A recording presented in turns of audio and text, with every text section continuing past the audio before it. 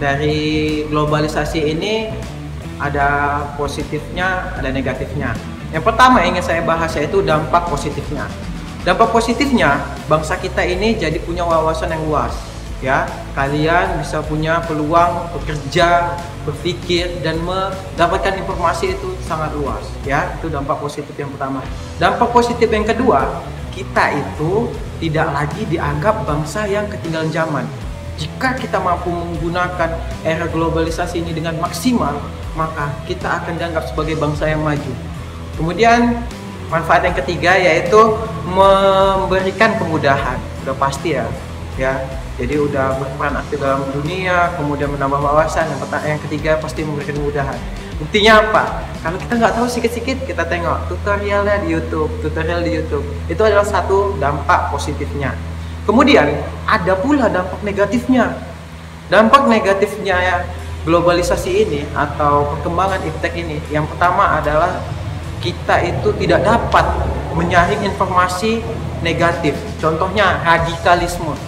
Radikalisme ini adalah satu paham yang sangat-sangat mudah masuk saat ini.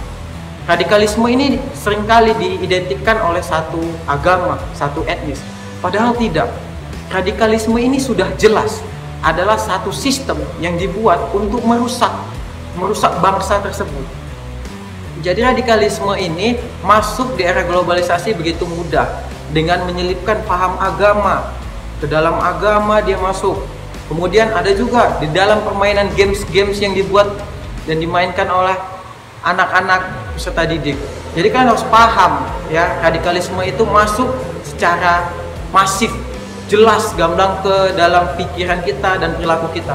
Hanya kita tidak menyadari. Selanjutnya, selain paham yang buruk itu masuk, kemudian adanya kerusakan mental tadi karena paham radikalisme, tapi ada lagi yaitu kerusakan lingkungan. Ya, dampak dari globalisasi ini jelas ya. Globalisasi ini sangat memungkinkan kita itu memperoleh informasi apa saja. Ya, hal ini mengakibatkan orang itu cenderung dianggap lebih modern. Apa yang dilakukannya itu harus lebih modern. Sehingga budaya tradisional tadi itu hilang. Budaya yang mau jadi bercocok tanam, menjadi petani itu hilang.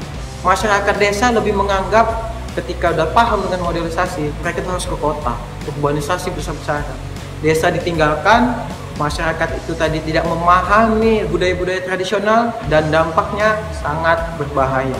Hutan ditinggalkan begitu saja dan diambil oleh orang yang tidak bertanggung jawab. Hal ini mengakibatkan lingkungan kita rusak. Ya, mungkin terlalu jauh. Ya, tapi itu kenyataannya. Ya, di beberapa lingkungan kita, di beberapa kawasan kita sudah dapat kita pahami. Contohnya di kawasan Gunung Lauser, Taman Nasional Gunung Lauser itu sudah mulai banyak perkebunan kelapa sawit yang harusnya hutan itu dijaga keheterogenannya, yaitu berbagai macam tumbuhan, flora dan fauna biarkan hidup. Ini diubah menjadi homogen, yaitu satu jenis pohon saja yang ditanam. Ini adalah salah satu bentuk ketidakbetulan pemerintah ya. Jadi ada dampak positifnya, ada dampak negatifnya. Jadi globalisasi atau perkembangan iptek ini harusnya anak-anak Bapak memahamkan ini sebagai peluang. Ya, jadi ambil positif-positif yang Bapak sampaikan tadi. Yang negatif jadikan itu pelajaran. Jangan kalian buat ya, anak-anak Bapak ya. Oke, sampailah di penghujung materi. Semoga penjelasan Bapak mengenai globalisasi dan perkembangan iptek ini mampu menjadi motivasi belajar untuk kalian supaya kalian tuh berperan aktif sebagai masyarakat dunia. Bapak nggak mau lagi lah kalian itu cuma disebut sebagai masyarakat semasba atau masyarakat lingkungan sekitar ya. Jadi kalian harus ikut berperan aktif dalam kegiatan yang berskala internasional. Contohnya apa? Nanti kalau ada olimpiade internasional ikut. Kan sekarang itu sering tuh olimpiade online, jadi nggak cukup keluar negeri. Tapi kalian cukup di depan laptop, kalian pantau aja ada olimpiade internasional, bayar kemudian kalian ikut. Itu udah bukti kalian sudah berperan aktif dalam kegiatan globalisasi di era di era digital teknologi ini.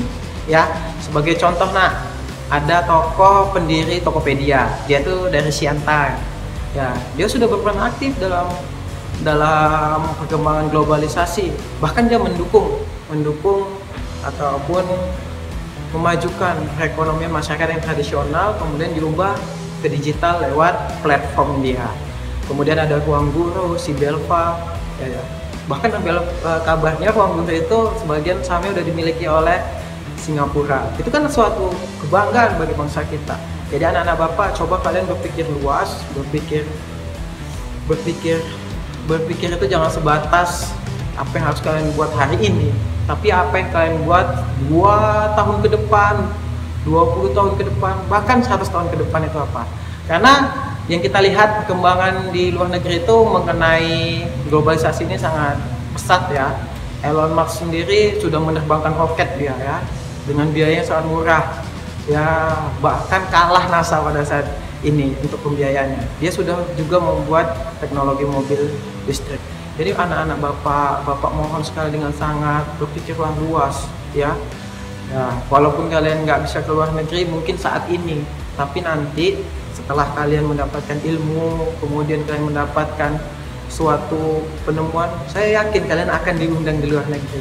Maka dari itu anak-anak bapak harus berperan aktif menjadi masyarakat dunia. Terima kasih atas perhatiannya. Semoga pertemuan kita ini bermanfaat. Assalamualaikum warahmatullahi wabarakatuh.